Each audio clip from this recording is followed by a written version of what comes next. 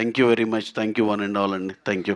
అలాగే ఇంకోటి మా హీరో గారు ఈ సినిమాకి ఎలాగో చాలాసార్లు చెప్పాం. మా రామ్ గారు గానీ, భాగ్యశ్రీ గారు గానీ, ఉపేంద్ర గారు గానీ, రావు రమేష్ గారు, మురళీ శర్మ గారు, చిన్న మా మహేష్ గారు ఊర్లో క్యారెక్టరేషన్ ఎంతోమంది, సత్య గారు అందరూ బ్రహ్మాండమైన పర్ఫార్మెన్స్‌తో ఎవరి దాళ్ళు జీవం పోశారు.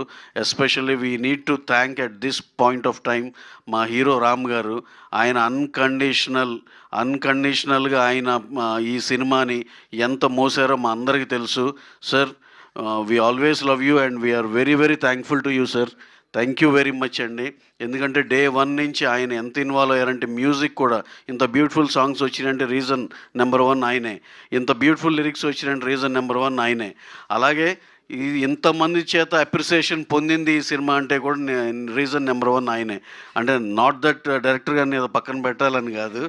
డైరెక్టర్ గారు ఆయన వంతు ఆయన ఎక్స్ట్రాడినరీ చేశారు. ఆయన రైటింగ్ కానీ ఇది కానీ ఆ అప్రిసియేషన్ మేము అందరం ఏదైతే ఫీల్ అయ్యామో ప్రతి ఒక్కళ్ళు ఏం రైటింగ్ సార్ ఎంత బాగా చేశారు అనే దానికి వి ఫెల్ట్ వెరీ హ్యాపీ.